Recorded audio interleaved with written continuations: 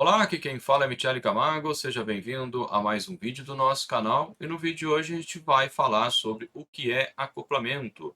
Mas antes de começar, quero lhe convidar a curtir esse vídeo, compartilhar esse vídeo, se inscrever no nosso canal.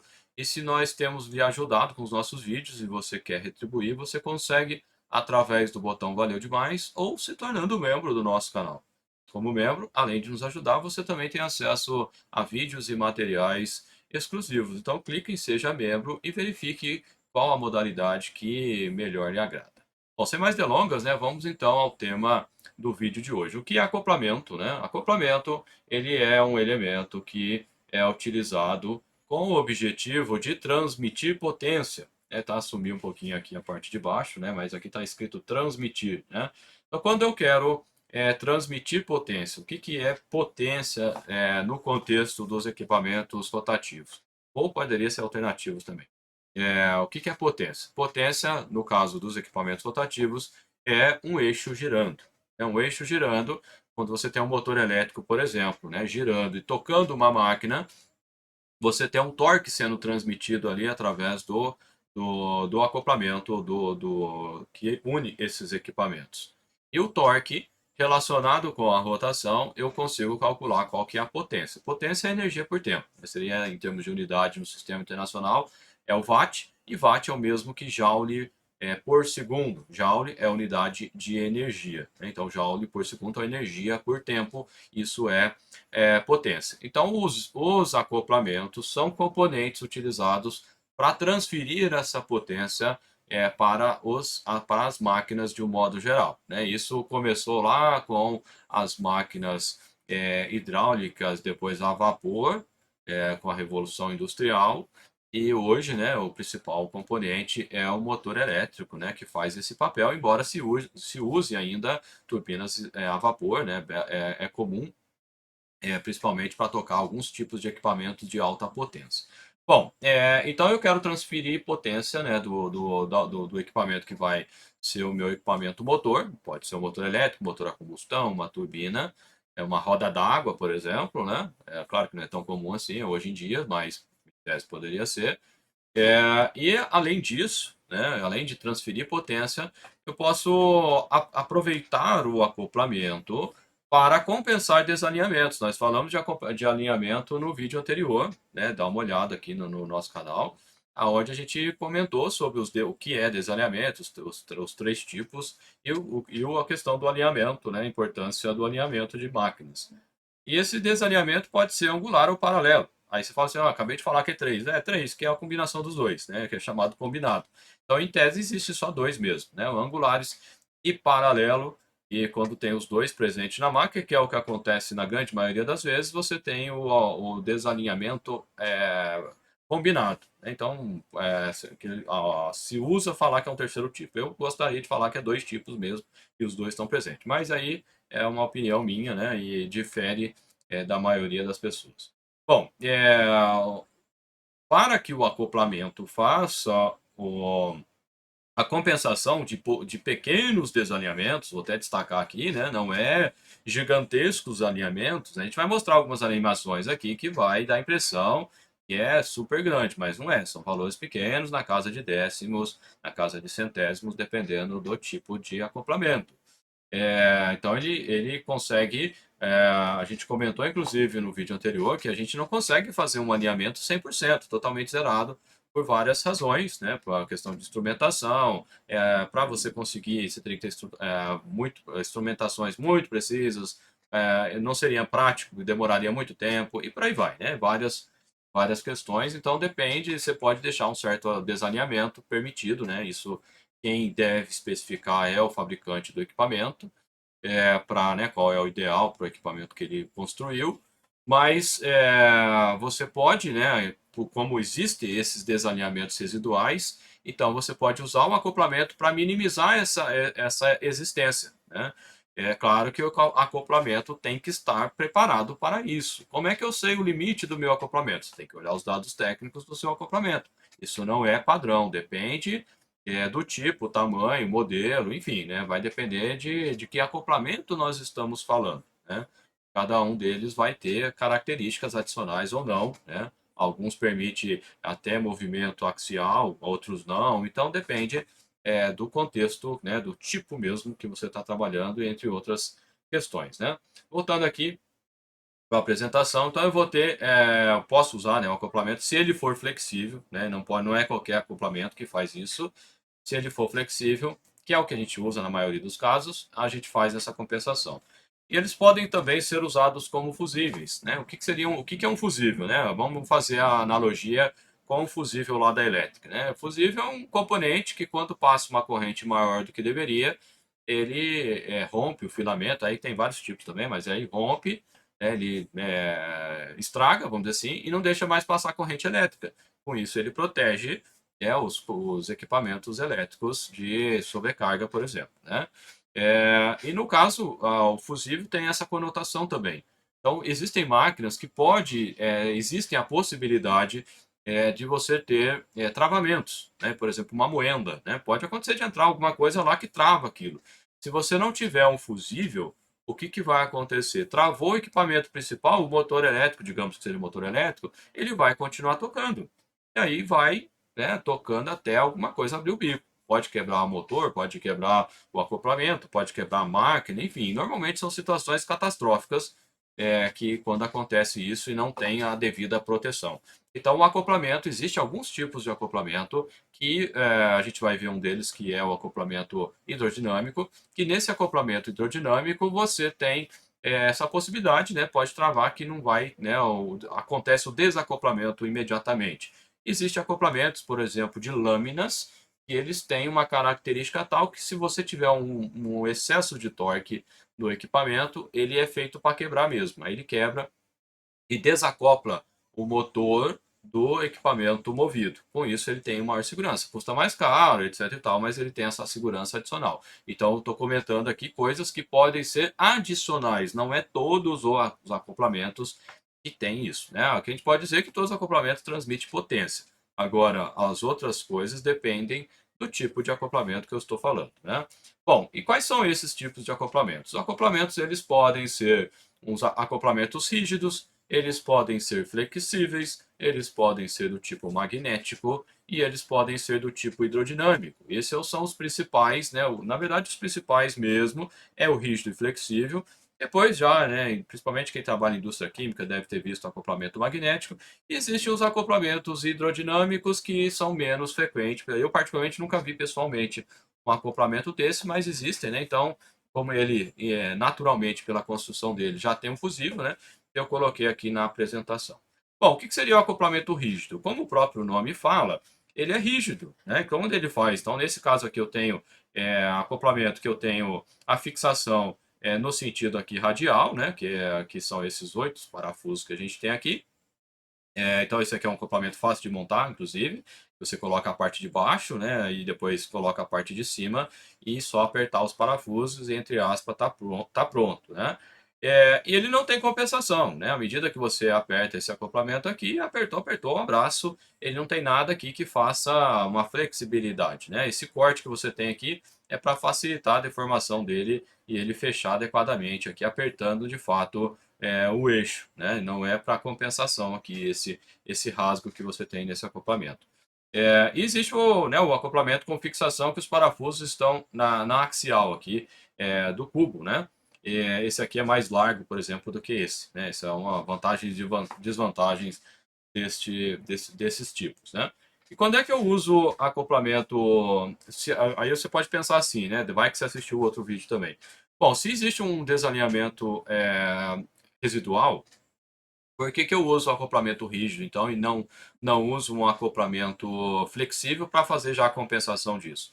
Bom, o motivo é a aplicação mesmo, né? Você pode ter equipamentos que você pode ter situações que você tem para efeito de montagem e desmontagem, parte de manutenção, você trabalha com semi-eixo. Quando a gente fala que é um semi-eixo, é como se fosse um eixinho, né, que ele é desacoplado de tudo, né? Não é o eixo nem da máquina, né, nem do motor, por exemplo. É como se fosse um prolongador.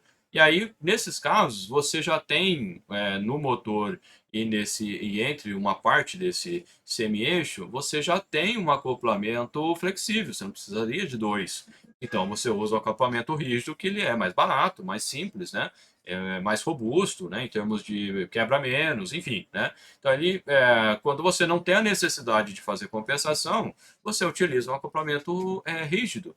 Uma outra condição que é bastante utilizado também os acoplamentos rígidos são em situações onde eu tenho os equipamentos verticais, eixos verticais, né. Então o eixo está vertical aqui na vertical, eu faço o acoplamento desse eixo aqui em cima, né. Eu não tenho, se eu tiver desalinhamento aqui, não, entre aspas, não importa, né, porque ele, da maneira como ele está colocada, não vai gerar maiores complicações, né? Então, são duas aplicações aí que a gente pode citar. Existem outras, né? Mas aqui que as mais corriqueiras seriam essas aí, né? Voltando aqui para a apresentação, então, a gente tem os flexíveis, né? O flexível, como o próprio nome fala, ele tem um elemento flexível. Não significa que o acoplamento ele é molinho, né? Ele tem um elemento que se deforma. E esse elemento que se deforma pode ser uma lâmina de aço, né, e o aço, em tese, não é molinho, mas como você tem várias lamas, permite, né, esse movimento do acoplamento, né? Então, é claro que existem os acoplamentos, entre aspas, molinhos, que o elemento é uma borracha, um elastômero, né, que ele pode ser mais flexível ou menos flexível, mas não entenda a flexibilidade com coisa mole, né? Não tem nada a ver. Uma coisa, outra coisa. Né? A flexibilidade permite a deformação dentro de certos limites, né?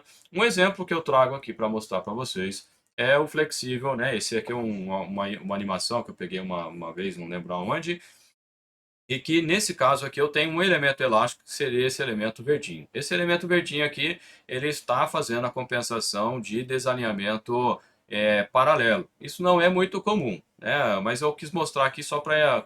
Tem poucas animações disso, e eu quis mostrar só para indicar isso, né? Mas é um modelo, eu nunca vi assim pessoalmente desse tipo, que faz, né, com um elemento só, ele permite aí a compensação também paralela. Mas é mais comum quando você tem um elemento só, você fazer a compensação axial disso. E por que que isso acontece, né? Você tem, por exemplo, aqui, né, os eixos, né? E aí você vai acoplar esses eixos. Quando você tem um elemento só, digamos, entre esses dois eixos aqui, ele vai e ele tem apenas um componente.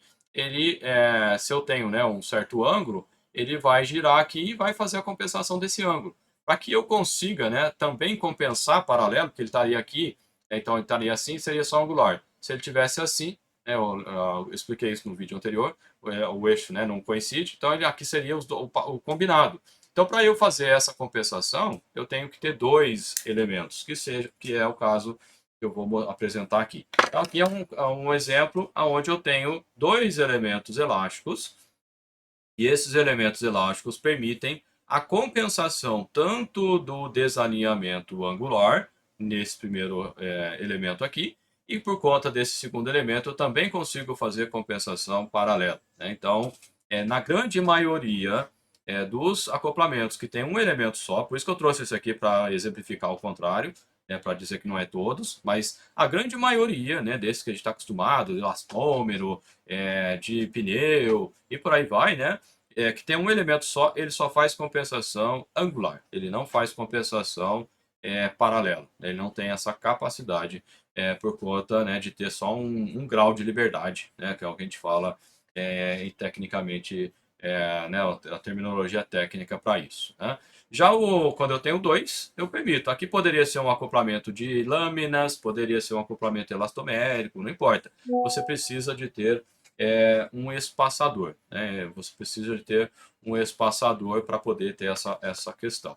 Por que que você pode estar pensando assim, por que que a maioria das máquinas, se a gente for pensar, né, das bombas, elas utilizam esse tipo de acoplamento? Porque normalmente essas bombas são bombas que trabalham ou com rotações mais baixas, ou elas trabalham com rotações mais baixas, ou elas são bombas que têm uma menor, digamos, uma menor grau de acuracidade, né? Então, com isso, se eu trabalhar, são bombas mais comuns, é isso que eu quero dizer, né? São bombas com menos importante em termos de complexidade, né? Não sei se o termo importante seria mais adequado, mas enfim.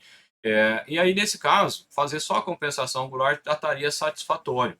Mas quando você aumenta o tamanho da bomba, quando você, ou do equipamento, eu estou falando bomba que é mais comum, mas como você aumenta o tamanho do equipamento, quando você aumenta a importância desse equipamento, desse equipamento, e para rotações mais altas, aí você só compensar angular não é adequado, você tem que compensar mais. Aí que entra os acoplamentos né, com espaçadores, pelo menos dois elementos elásticos. Nós vemos isso principalmente em equipamentos maiores, né? Bombas maiores, elas vão lançar a mão desse recurso, né? Então são bombas mais importantes, né? Então elas precisam compensar mais, né? Então seria a grande questão. Bom, os acoplamentos magnéticos, como o próprio nome fala, utilizam do princípio do magnetismo para fazer a transferência de potência. Então você vai ter um conjunto que gira junto com o motor, na maioria dos casos um motor elétrico, e um outro conjunto de ímãs que fica, né, um rotor, você tem dois rotores nesse caso, que é acoplado ao rotor do equipamento. Vamos pensar numa bomba centrífuga, mas pode ser qualquer tipo de equipamento, bomba, pode ser compressor, rotativo, enfim, né?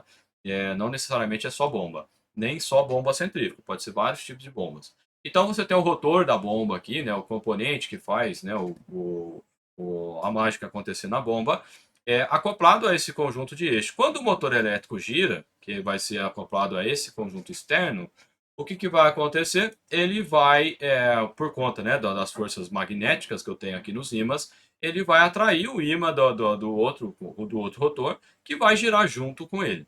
Então, em explicações bem simples, é isso. Existem problemas de desacoplamento dos ímãs. Aí eu já não sei nem explicar direito como isso que acontece, mas já vi casos acontecendo disso, do pessoal achar que a bomba está girando, mas não está. Está só girando o do motor, mas não está girando o da bomba em si. E o pessoal só percebe quando acaba o produto, né? Já vi isso em indústria química. Então, o que acontece? Então, o princípio é esse. Esse tipo de acoplamento, ele é usado principalmente em equipamentos quando trabalha com produtos que são perigosos, que têm, né, riscos, né, seja a segurança, riscos, né, ocupacionais ou alguma coisa nesse sentido, né?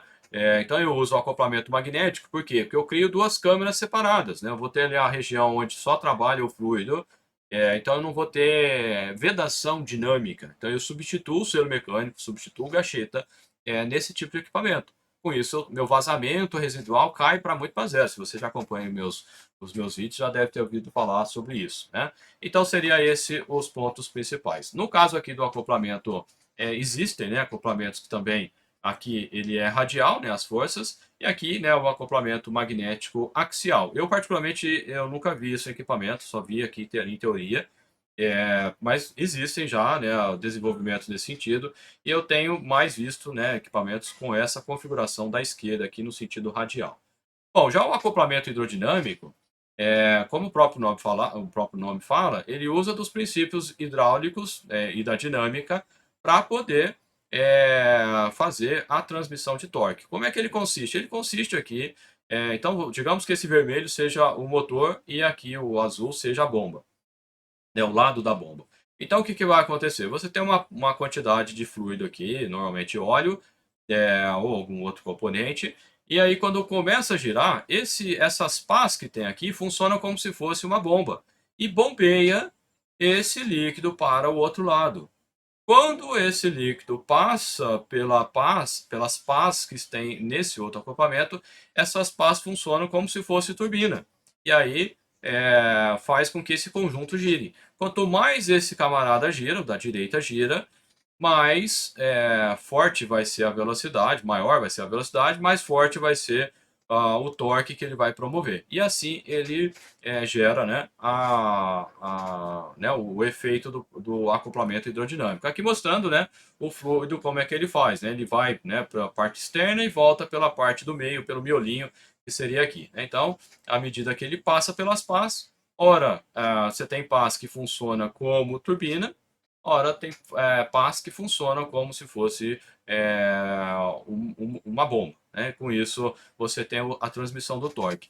Quando você, digamos, que nem eu falei, né, o azul, digamos que ele é a bomba, trava aqui a bomba, por algum motivo, ele continua girando aqui da direita, mas aqui para imediatamente, porque o torque, né, de travamento é maior, né, não é mais maior, é maior, eu ia falar mais forte, né, mas aí acabei mudando a palavra, ele é maior do que o torque gerado pelo fluido aqui. Com isso, né, você não tem nenhum dano físico aqui nos equipamentos, né? Então isso não causa uma situação catastróficas nos equipamentos. É bem seguro esse tipo de acoplamento hidráulico. É claro que é mais caro e é usado para situações que requer, né, esse tipo de cuidado.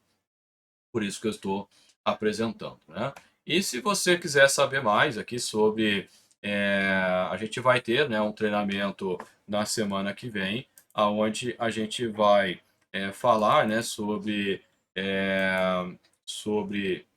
o alinhamento, né? Então, se você tem interesse em alinhamento de equipamentos, vai ter uma aula só disso, né? A gente vai ficar 2 horas e meia falando sobre o que é desalinhamento, como fazer o alinhamento. Então, se o assunto lhe interessa, eu te convido a participar dessa aula com a gente. Vai ser na quarta-feira e o link está na descrição desse vídeo. Beleza, pessoal? Um abraço e a gente se vê no próximo vídeo.